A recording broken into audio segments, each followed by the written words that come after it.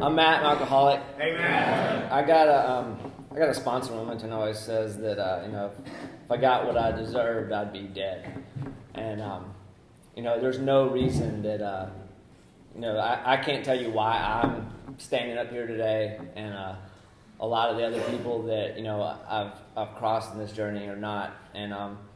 It's unreal. I do remember being in here 12 years ago, sitting in this room, and I think Bethesda Link is supposed to be there for like 6 months, and they extended it to 8 months for me, and so I and that was the first time I had been introduced to. I mean, I had grown up in AA.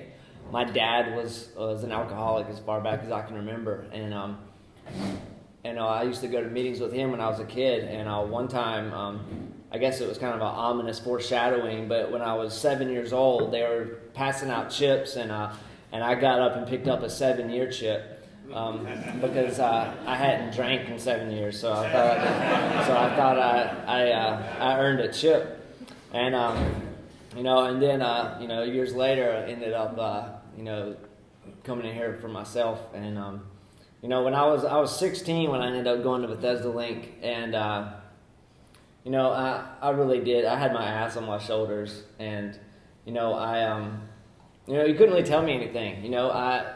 The ego and I just had everything figured out, and so I quickly learned how to go through the motions of I'd come to these meetings. I remember coming to these meetings and pretty much starting to share from from the time that I first got with Bethesda Link, and and a lot of the old timers knew that I was just full of it. And looking back, it makes me cringe thinking about how much I used to share and how and how much I thought I knew, and and it was and I got out of Bethesda Link after that 8-month period, and I went back to high school, and I knew I was going to relapse, and so when I got back to high school, I had a head full of AA and then a belly full of beer, and so I'd go to parties, and I remember going to high school parties and trying to preach about these 12 steps to other people, and I'd be drunk, and everyone else would be drunk, and we'd be like, and I'd work the steps on people, I was carrying people, because I really bought into the 12 steps, except for the whole not drinking part, and so I quickly, I started, telling people about these steps, and I quickly realized how that AA had ruined my drinking from the time that I was, since I was 16, because once I knew what I was, and I was exposed to, the program of recovery, I was never going to be able to drink successfully or without thinking about that again. Like sometimes they say it's like if a cucumber becomes a pickle, it can't ever become a cucumber again, and and that's what it was. My drinking was ruined because because deep down I knew I was an alcoholic, and but it still took me a lot of years before I was ready to to actually start applying these principles. I went through a lot more pain. In high school, I ended up getting kicked out 3 times, and at which point I ended up moving to Moore County, and somehow I graduated high school on time. But it was right after I graduated high school. I had gotten my driver's license, and I was driving down. I had a little house in Whispering Pines, and I was driving down the road, and my friends had actually took my keys that night because they said that they knew I was drunk, but luckily not luckily, but my truck, I didn't need keys to turn it on. I could just turn the ignition knob and it would turn on. So my friends all took my keys, and I was like, all right, I can have my keys. And then when they all weren't looking, I just went and jumped because I wanted some cigarettes, and so I jumped in the truck, and I went a little bit down the road, and I ended up doing a kickflip with my truck into a swamp, and landed upside down, and wasn't, somehow I had my seatbelt on, which was amazing because I never wore my seatbelt, So I climbed out of that truck and I just kind of waited for the cops to come, and I wasn't, and that was my first DUI, and so I ended up going to jail, and and then that led to me getting put on probation, and and then on probation I had to take drug tests, and and it was just a chain reaction. I could not pass a drug test to save my life, and I could not stop drinking, and so I ended up I'd straighten up for maybe a week or two, and then I'd go right back to doing what I was doing. Since it's an AA meeting, I won't focus on all the other substances, but I did anything that changed how I felt.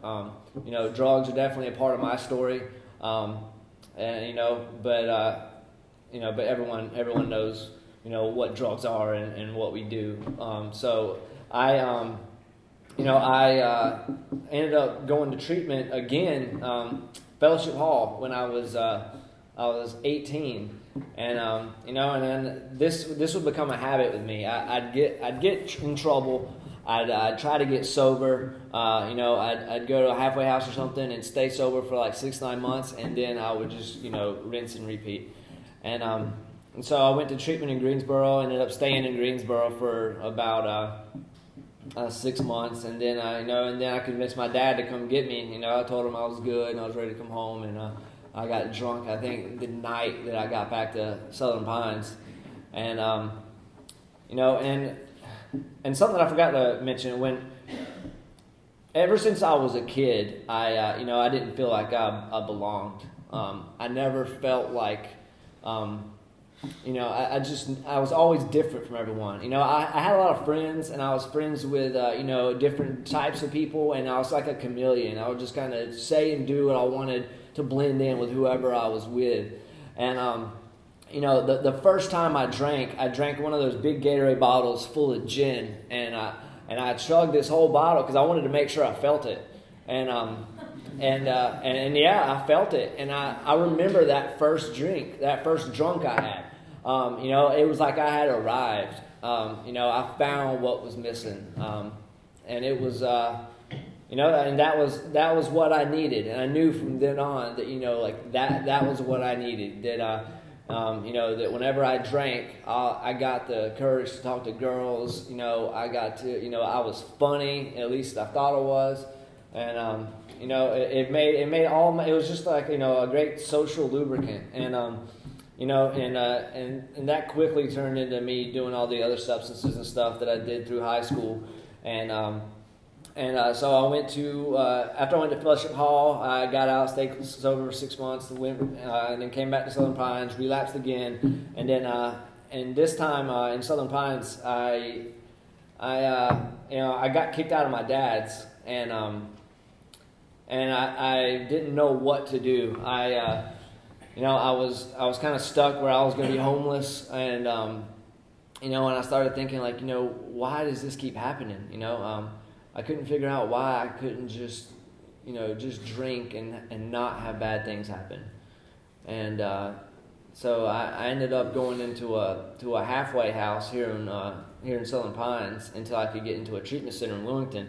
And I ended up getting into that treatment center in Wilmington, and that was the first. When I got to that treatment center, it was the first time that I actually stopped and thought, maybe I should just do what these people tell me to do.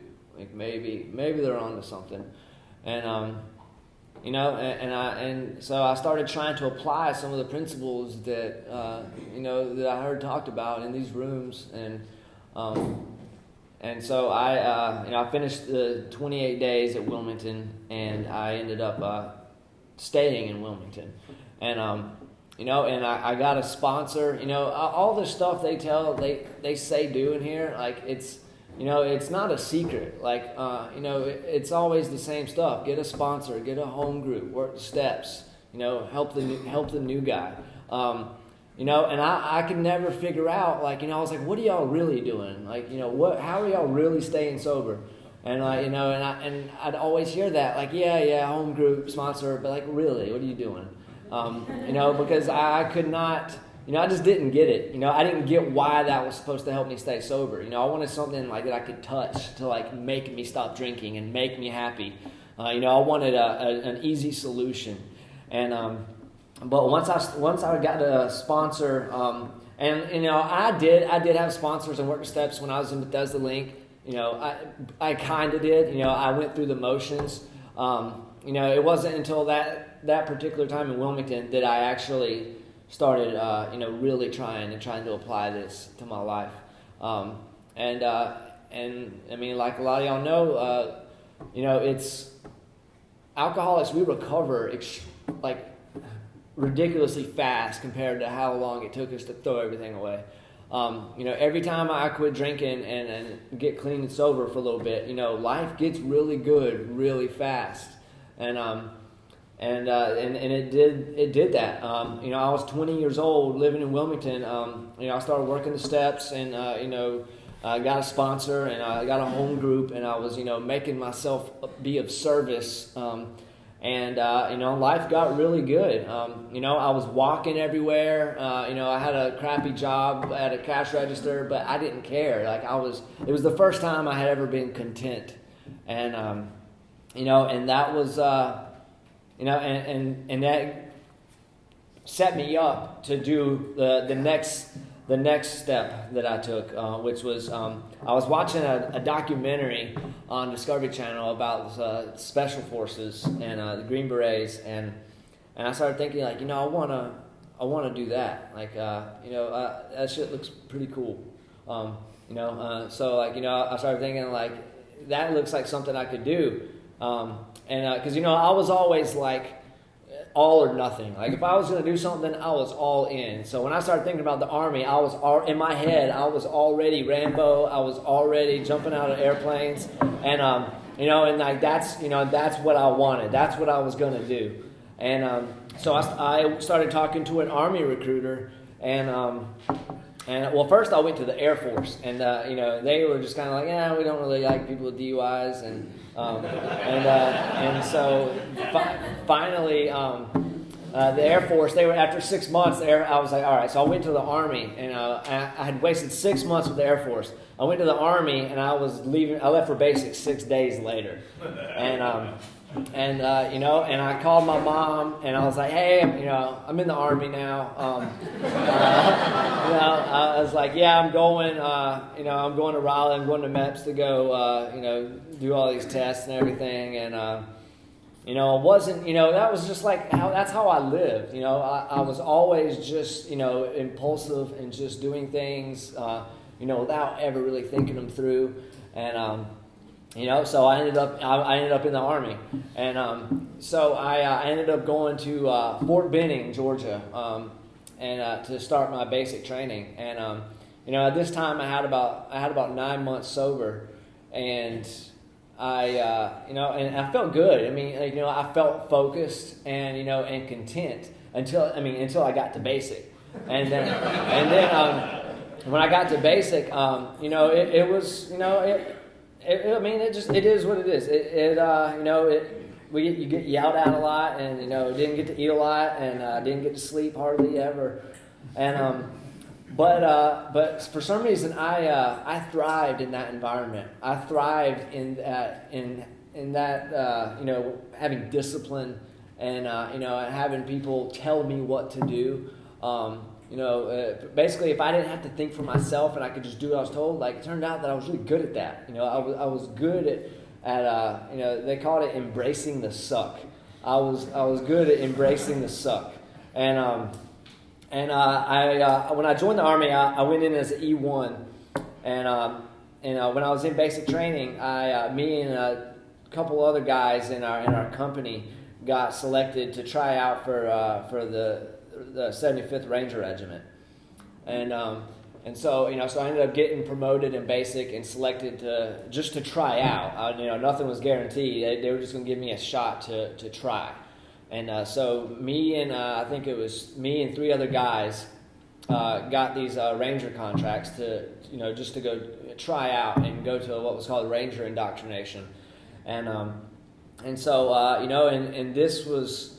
I felt like I was finally doing something with my life. It had paid off, and I felt good about myself. And up to this point, I was still sober too. So I ended up going to airborne school, and then the Rangers came and picked us up after airborne school. And the first thing they had us do was I had these 2 big duffel bags, and they made all of us who were trying out for the Rangers carry these duffel bags and run behind a truck while they just drove it at a real slow pace all the way back to the Ranger training area. And so, immediately I was just like, man, these guys are dicks, and I don't really, I didn't like being yelled at, but I mean, go figure, that was just part of it. So I ended up going into the Ranger indoctrination program, and it was terrible. It was a month of just, being tortured, but for some reason, I don't know if I'm just like a sadist or something, but I continued to thrive in that environment. And I remember we had to do a 12-mile timed ruck march with 45 pounds. I did the whole ruck march, and then afterwards they were checking my rucksack to make sure I had everything. And another guy had accidentally picked up my my water pouch, and so they were looking at myself and they're like, Stone, where's your Camelback? And I was like, it's here, Sergeant. And then finally the guy who accidentally grabbed it was like, oh, I've got it right here. And then the sergeant was like, no, that's just your buddy trying to cover for you. So they made me, they disqualified me, even though I had done the whole 12 miles. And they said if I wanted to get that tambourine, I had to do another 12 miles the morning of graduation, and with another 45 pounds. So that's what I did. I woke up that morning, threw on another 45 pounds, and did another 12 miles. And I got to put on that tambourine. And I never found out what happened to the other guys who were in my company that went through with me. They, as far as I knew, most of them quit after airborne school. But that tambourine was probably the most pride I've ever felt in my life. And that's the last thing an alcoholic needs is more pride. So I started thinking that, I had conquered this, like what else? I started feeling like I was, 10 feet tall and bulletproof again. And I was still sober at this point. And so I ended up getting assigned to the 1st Ranger Battalion in Hunter Army Airfield in Georgia. And it was in April of 2009. And as soon as I got there, it was nothing like anything I had been through yet. It was terrible. It was being a private in that Ranger Battalion was the worst thing I had ever been through. And so whenever that next month rolled around, May 13th, 2009, I turned 21. And I remembered that, I could feel better. That there was something I could do to make me feel better. And so I started drinking again, and and at first everything was great. It was like, oh, why did I ever stop this? I was, it made everything, it made life tolerable, and it was definitely my coping mechanism at this point. So I would just drink every night. I became a daily drinker, and and somehow, luckily. Not luckily. Everyone else there was like I was. Everyone else was drinking on a daily basis. Alcohol was just part of the culture, and so we all drank. And so I continued to thrive for a while, and I ended up going to Ranger School, and in Ranger School, there's no alcohol for miles and miles, and but I found a way to get drunk in Ranger School. During the mountain phase, I found this old dude in the mountain who had some cherry moonshine, and he gave me some of that moonshine, and I got wasted on the side of this mountain, and one of the sergeants actually found me and another guy had drank with me. He found us drunk, and luckily he let us go. He told us just to go sleep it off. Which blew my mind. I thought for sure I was done. I was going to be kicked out of the Rangers, and then the another incident happened in Ranger School. Actually, I got drunk twice in Ranger School, and the Special Forces guys had some beer, and the Ranger School students were all waiting. We were about to go into our last phase, and but our barracks were getting worked on, so we got put in some other barracks. And so I went into these barracks, and I found 3 beers left in a refrigerator. And without even thinking, I took them and downed all of them.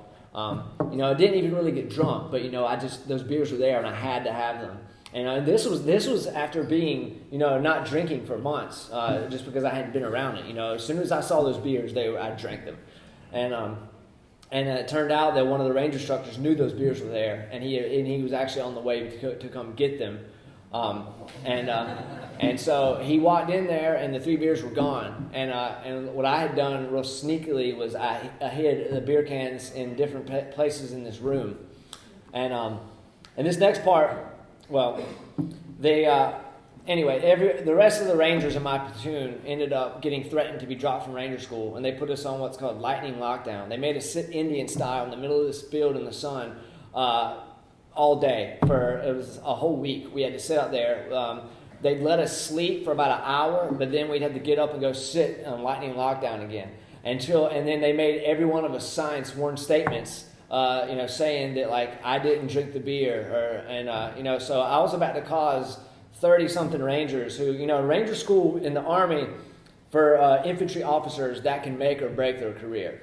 And so there's these 30 guys whose careers are about to be affected. And so I drank those beers, and I didn't want to fess up because I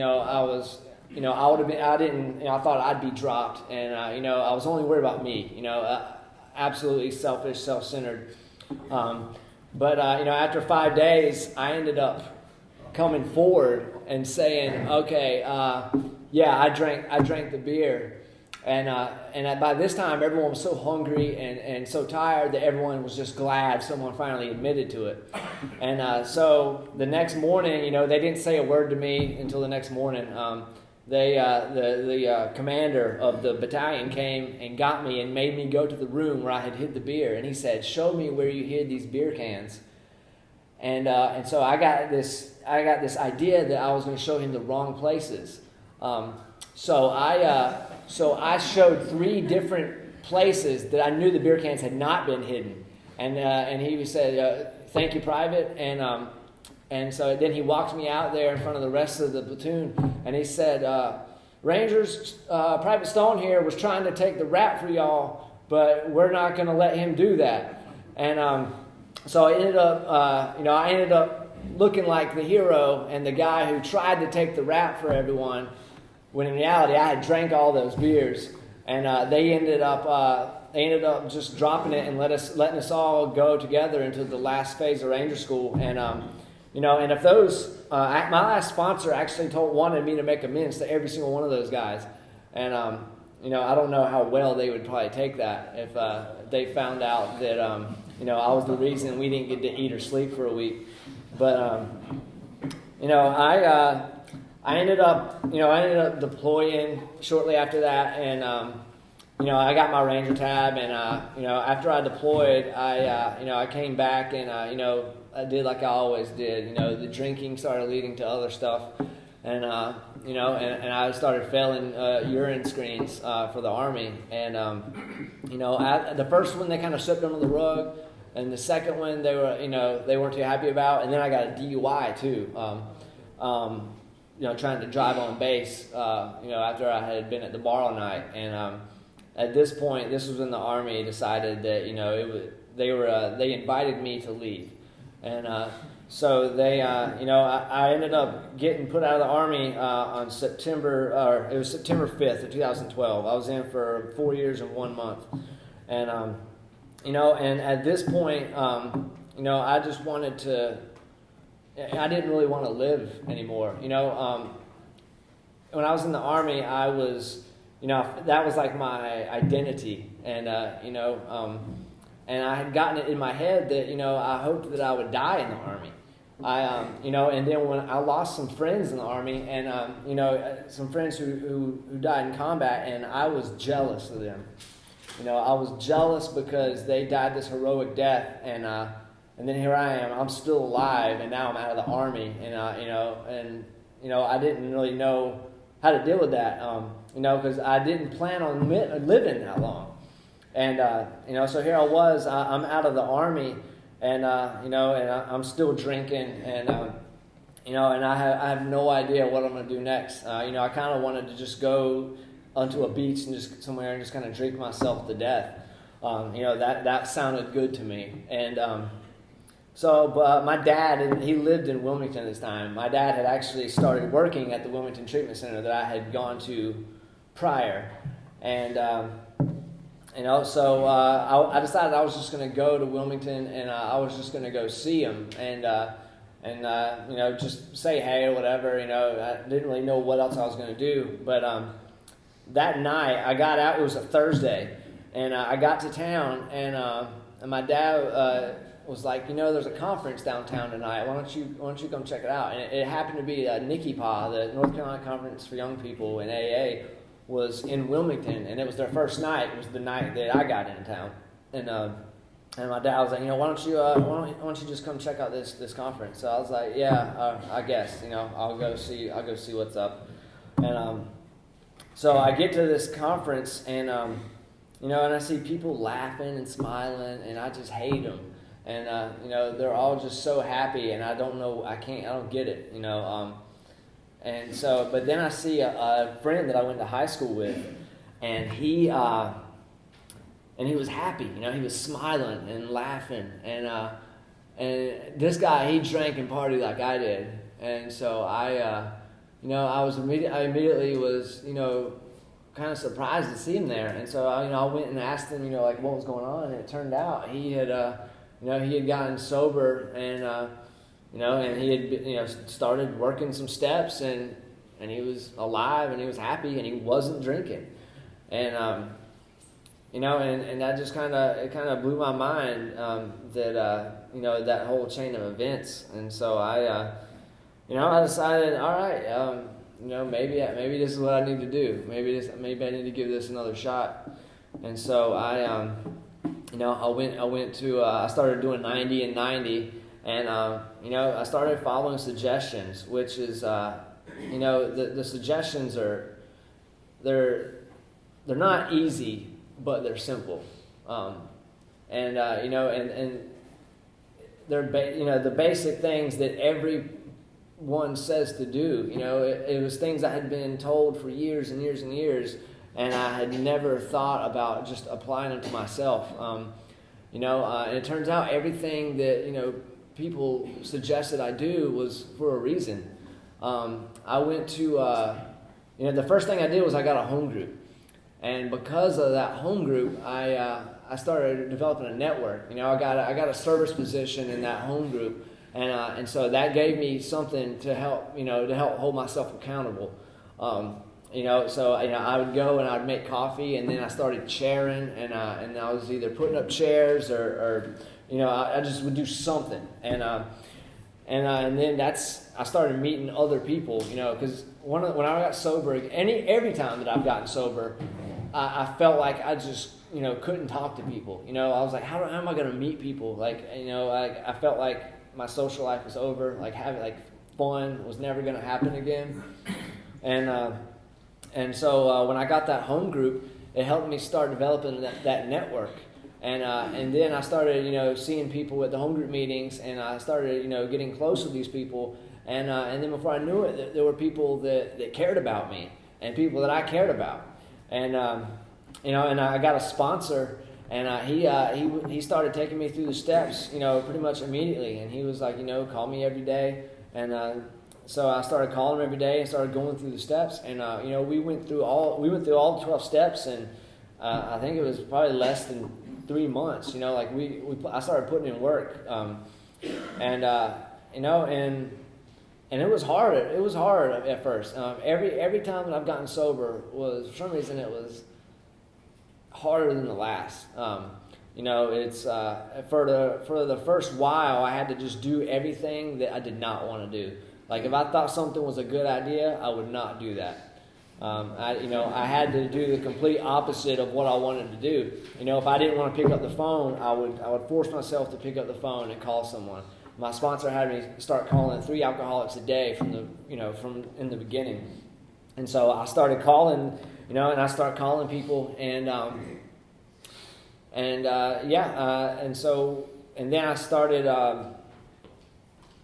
I started sponsoring people, and that was that was a part of the program I had never experienced before. And and actually I need to back up. I had been out of the Army for about 4 months, and my dad was still working at the treatment center that I had been to years prior, and he said, why don't you? They're hiring lead techs there. Like, why don't you go try out, or put in an application. So I did, and I did not expect to get hired, but I ended up getting hired at this treatment center that I had been a patient at, and that was January. My first day there was January 23rd, 2012, and somehow 2013, and somehow I still work there, and and that was. And I had never planned on being in the substance abuse field. I never knew that was going to be in the cards for me. That's just kind of where I landed, and and so I started working there, and life got really good, really quickly again. The promises that they started to come true.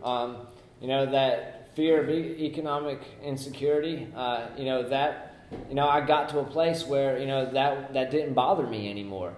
I got into school. I'm a senior at UNC Wilmington, and I actually get straight A's, which is, I never knew I was capable of doing that. And, and I found out today that, I've got a sponsorship family that is just awesome. I mean, I'm surprised. I did not know this many people were going to be here tonight, and this is it's amazing how many people are here. And I'm guessing the AA is doing thriving in Southern Pines. In Wilmington, we have a great recovery community.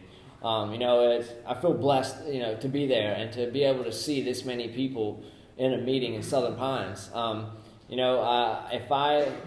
don't know if I could have gotten sober without the network that I've got right now. What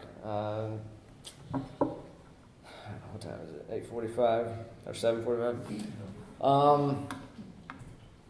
Well, yeah. I guess I'm gonna start rambling. So I'm just gonna end with that.